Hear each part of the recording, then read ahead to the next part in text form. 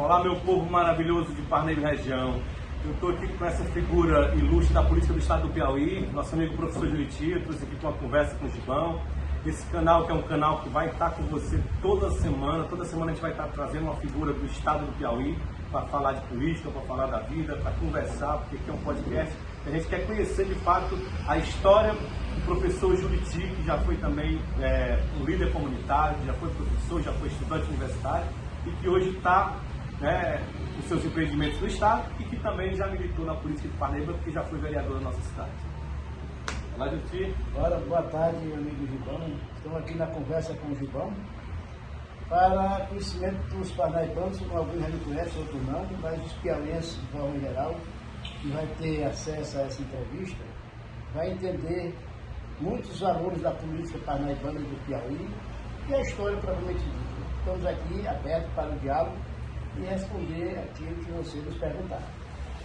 Juriti, eu queria primeiro, assim, antes da gente começar, a gente, na verdade, não é nem uma entrevista, a gente está muito mais batendo um papo, é saber como é que você vê hoje a política estudantil do estado do Piauí, uma visão que você tinha quando era gestor dessa corrente da CEP, do movimento estudantil, e o que você vê da juventude hoje em relação a políticas, formação de grêmio, ou você acha que esse tipo de movimento está escasso no estado do Piauí? Lamentavelmente, hoje nós vivemos um momento em que o estudante, de modo geral, está meio apático aos movimentos. Porque, na verdade, o movimento estudantil, ele era como se fosse uma academia de formadores, de lideranças, de potenciais políticos futuros. Então, esse período, antigamente eu digo assim, não sou tão velho assim, mas também não sou tão novo. Quando o movimento estudantil que eu participei, era um movimento que sacudia a cidade, sacudia o movimento. Quando eu fui eleito presidente da CEP, eu tive mais da metade dos votos, naquela época era só 300 e poucos filiados.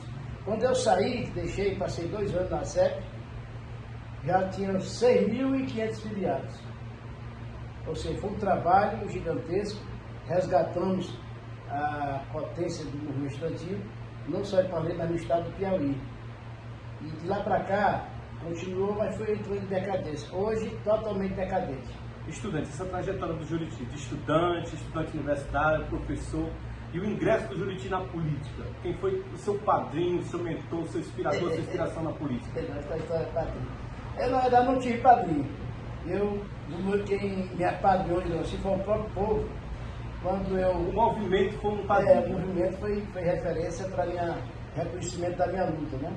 Porque nós fizemos Olimpíadas, sacudimos realmente festivais. Os Jogos Escolares eram um acontecimento, né? No estado, eram mais de 10.000 pessoas naquele estado e era festejado pelo prefeito, pelo capitão do esporte, que até foto minha. Então foi um marco importante. Depois fui para a Universidade Federal do Piauí e fui presidente do diretório acadêmico. Na Casa Estudante nós construímos a Casa Estudante. Mas isso em Parnaíba ou em Teresina? Parnaíba. A Casa Estudante tem aqui na Amarela, nós conseguimos com o ministro Veloso. E consegui uma audiência através do Golbery do Conticino, não sei se vocês lembram do Golbery, ele era o cérebro da ditadura, né? E eu reclamei para ele, como ministro estudantil, que os estudantes estavam marginalizados do processo político, do processo de redemocratização do país. Ele nos conseguiu uma audiência com o ministro da Educação de Braga. E daí em diante eu consegui um ginásio coberto, que era o Verdão.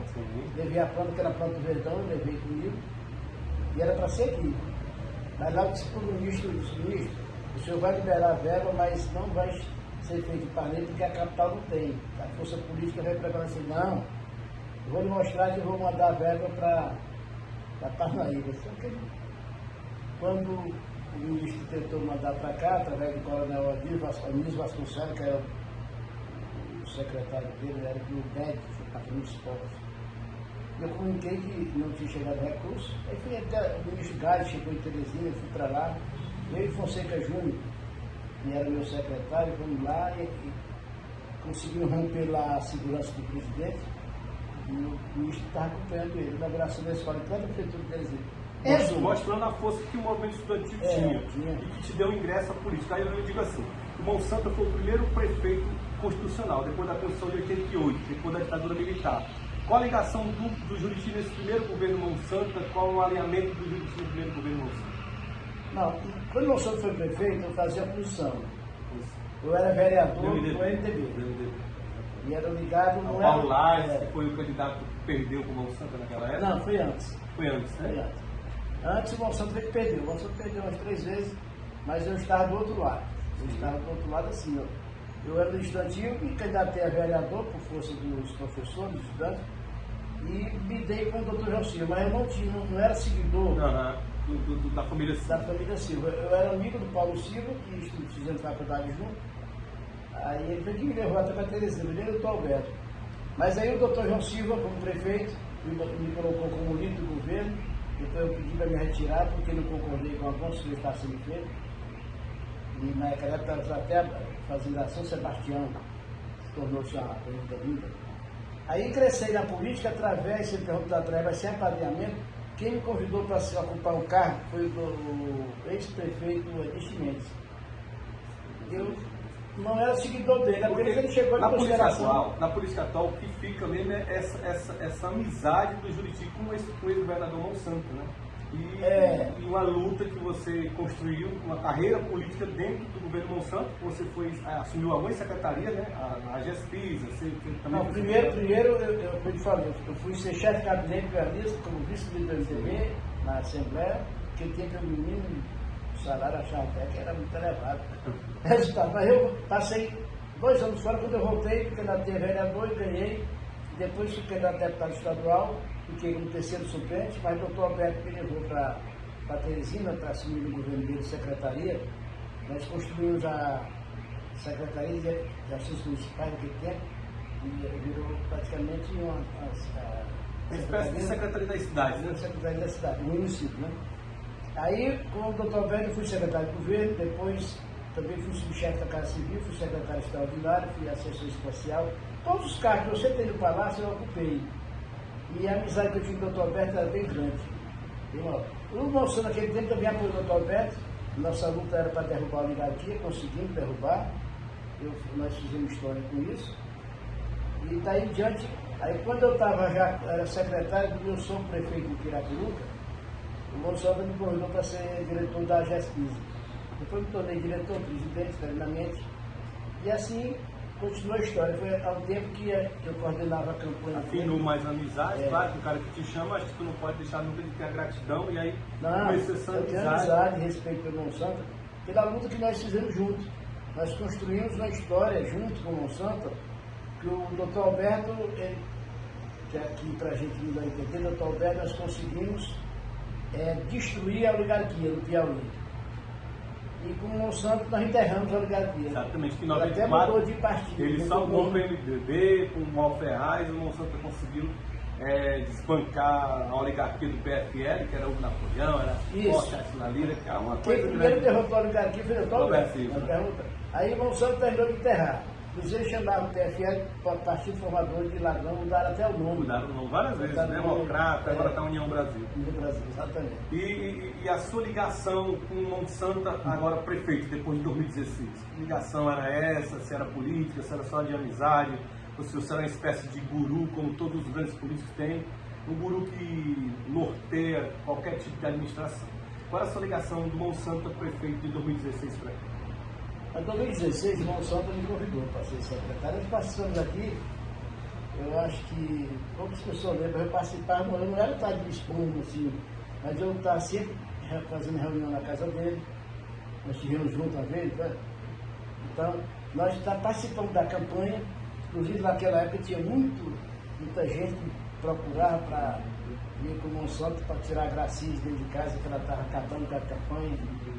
E eu fui até depois fui para o Hotel Círculo, e não quis evitar esse confronto, porque eu não ia pedir um pai para tirar a filha de dentro de casa. Então, em consideração ao Monsanto, eu preferi que eu me hospedava lá. Sempre que eu vinha, muito irritante. Mas tu tem casa também, por que tu ficar na casa do Monsanto? Porque ele fazia questão para a gente ficar trocando ideias. No debate que ele teve não sei se vocês participaram, debate lá na OAB, na candidatura pela prefeito. Sim, lembro. E quando ele também candidato a governador, candidato a senador, nos debates eu estava sempre orientando, né? Discutindo, trocando ideia, na verdade. Deixa eu te falar. Eu acho que eu tenho um ponto de vista em relação à administração do Monsanto. Eu acho que o Monsanto, quando governador, ele ainda tinha aquele processo de lucidez muito maior, e eu acho que muitos políticos estavam muito alinhados com o Monsanto e não achavam muito melhor o Monsanto. Eu acho que em 2016 para cá, os resultados da administração do Monsanto eles não foram bons. Eu acho que porque tinha alguém por trás, a gente sabe quem é que estava por trás. Mas se você for olhar os números, a nomenclatura do governo Monsanto, ele é catastrófico. Se você pode observar o número do INDEP. O INDEP ficou em 194º lugar, quase beirando os 224, porque nós somos 224 municípios. E se você construir uma educação que está na rabada do estado do Piauí, que é a segunda maior cidade do estado, que recebe os maiores investimentos, eu acho que isso é um descaso com a educação. Mas tinha muita gente, não sei se você concorda comigo, que ficava dizendo que a educação de Parnaíba estava uma maravilha em relação à alimentação escolar, ao uniforme escolar, ao transporte escolar, e de fato os professores, os seletistas, uma guerra de salários atrasados, de professores chamados de galinha carcarajadeiras, de uma vários de pseudônimos negativos em relação aos profissionais de educação e também ao resultado de ensino que se espelhava no Fundeb, que o estado do Piauí apontava a cidade de Parnaíba como uma das piores, né, no resultado. Sem falar na saúde, que também a saúde, os postos sem medicamentos, os postos sem médico. Eu não sei qual é a visão que você tem dessa, a partir do momento que a filha do prefeito Monsanto saiu do bastidor e tomou o protagonismo, inclusive afastando amigos do Monsanto fiéis como você e outros de dentro do governo, como orientador, como uma pessoa que estava lá para dar um conselho, para dar uma ideia, se preciso for. O que você acha que se perdeu no governo Monsanto, que os resultados do governo Monsanto nesses últimos anos foram mais de pintar no fio, mais de fazer festa para fazer aquela coisa do oba-oba? Eu não sei se você tem esse mesmo ponto de vista que eu tenho na política. Eu acho que o resultado do governo Monsanto de 2016 até 2022, eles não foram resultados que foram satisfatórios para a população. Mas muita gente, pela aquela questão de fazer festa, de fazer baile, de criticar seus adversários, os resultados foram bons na questão da mídia. Qual a avaliação que você faz desse governo a partir do momento que outras pessoas tiraram o protagonismo do prefeito Monsanto e assumiram esse protagonismo? Quando o Monsanto foi eleito, eu tinha entendimento, eu pessoalmente, eu tinha entendimento que ele ia exercer o papel de prefeito, trazendo o que ele sempre sonhou para Parnaíba. E eu imaginei que no governo ele foi bem sucedido por conta da equipe, que ele foi bem assessorado. Até porque ele tem as pesquisas que dizem que um bom prefeito ele se destaca, em sua cidade, Parnaíba, do Forte Parnaíba para cima, pela ação também do seu secretariado. Se ele formar uma boa equipe, ele deslancha e consegue fazer um bom trabalho. Claro que o prefeito é o cabeça para dar o ordenamento da gestão. Mas o que aconteceu com o Monsanto é porque ele resolveu acreditar que a Gracinha seria a sua sucessora, seria a herdeira do espólio político. Por conta disso, ele não se anulou, mas ficou a par. Deixou à vontade, na verdade, né, gente? Acho que isso aí não ficou a par da situação e deixou que ela tomasse de conta. Ela virou, por isso as pessoas apelidaram ela do prefeito, chamaram a Gracinha 30%, a Gracinha a Desgracinha, a Gracinha Maria Louca, porque ela fazia as coisas, ela tinha os pés pela mão. Quando ele me convidou para ser secretário de governo, secretário de educação, secretário de comunicação, eu não aceitei, foi justamente porque eu sabia que eu ia ter um entrave, um conflito permanente com ela. Porque ela estava decidida a realizar o seu sonho de riqueza e de poder. Por isso, ela queria afastar todos os verdadeiros amigos do Monsanto, e afastou todos. O único que ela teve dificuldade de afastar, que foi o doutor Valdir, que era todo dia queimar o doutor Valdir. O doutor Valdir, fiel ao Monsanto, não querendo dar satisfação para ela, resolveu então dizer que ia continuar sendo secretária. Ela então fez aquilo que ela fez, ele morreu em consequência dessas coisas dela, e hoje ele está no céu dizendo, eu acho que está assistindo o que ele disse para mim, Juruti, essa essa filha do Monsanto vai acabar com ele, a Gracinha vai acabar com a história do Monsanto. Ele não vai não, porque o Monsanto é uma pessoa forte, uma pessoa bonita. Isso não vai. Ela está destruindo a história dele. Então ele entregou para ela, como se fosse assim, o poder de mando. Ele era prefeito de direito e ela era prefeita de fato.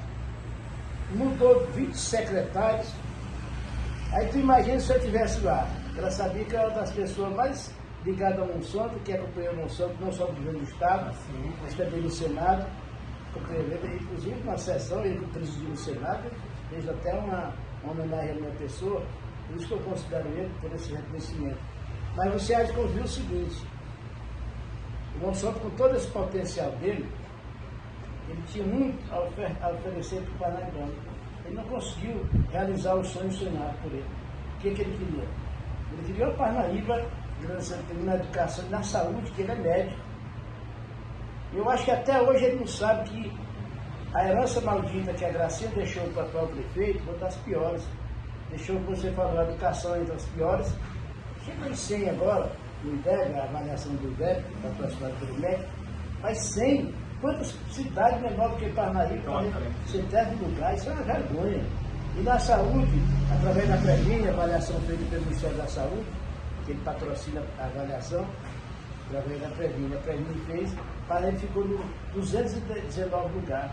Ou seja, o Piauí só tem 224 municípios. Ou seja, está na rabeira da rabeira. Isso é uma vergonha. Eu costumo também a querer entender, de fato, esses ataques da deputada Gracinha, das pessoas que seguem a deputada Gracinha em relação ao prefeito. O prefeito Emanuel foi um prefeito buscado pela deputada, porque era um nome anônimo na política, e a gente sabe que sem a Gracinha talvez ele não venceria a campanha, a gente não pode negar isso, essa força que ela mostrou, muito grande, uma força que ela trouxe do nome Monsanto, do legado Monsanto, e a gente não pode deixar de explicitar isso aqui. Agora, o que eu digo? Eu não entendo uma pré-candidata, detentora do mandato, atacar tanto uma gestão que foi colocada por ela. Eu acho assim, se está ruim, eu não estou vendo ruim, eu estou vendo o cara tentando melhorar as coisas, tentando fazer de tudo, fazendo novas alianças, porque essa questão da propaganda. Eu era incomodado, Julite, com a propaganda que era exacerbada em relação ao nome do Monsanto, a mulher do Monsanto, a filha do Monsanto, em festas populares realizadas pela Prefeitura de Parnaíba, relatando que lá era emenda de fulano, de citando de Beltrano, e aí eu não estou nem aí para quem manda emenda, eu quero é que venha mais. Agora, o que me incomoda é não ter não tem um recibo de emenda da deputada Gracinha Monsanto da cidade de Parnaíba no ano de 2025. Aí eu te pergunto, você que conheceu a Gracinha desde muito nova, será que acabou o amor? Ou o que foi que acabou da deputada em relação a Parnaíba? Porque ela é uma deputada que foi mais votada na história da cidade de Parnaíba, mas no 2025 não conseguiu mandar uma emenda para Parnaíba. É o que eu sempre digo, a Gracinha, nesse conflito permanente com a atual gestão, ela está tentando destruir o prefeito, ela está destruindo a Parnaíba. O que ela tem feito não mostra que ela não tem amor à cidade. Ela tinha amor mas o amor acabou, né? Ela tinha amor ao poder e ao povo. E ela queria estar no mando. E quando o prefeito, eu até dizia que esse prefeito, que era o Mané da Gracinha, era um prefeito que não tinha autonomia. E ele chegou no governo, ele constatou tudo que eu dizia era verdade. Por isso que ele disse, eu não serei fantoche. Foram palavras dele. Vou governar com autonomia, com transparência e com honestidade. Com isso, foi meio que ele mostrar a cruz do Satanás. Ela saiu correndo pela televisão, chamando ele de Judas, traidor. Agora, pergunta aqui ao Parnaibano, quem é realmente o verdadeiro traidor? Não é ela que levou ele para o braço do povo, porque realmente você falou, ele não tinha ainda esse história, né? Não tinha essa história política. Ela apresentou ele ao povo parnaibano mentindo, dizendo que ele era um grande competente, era preparado, ia superar, era o Francisco, ia superar o Monsanto. E o povo acreditou. Votou nele acreditando que ela estava dizendo que ele seria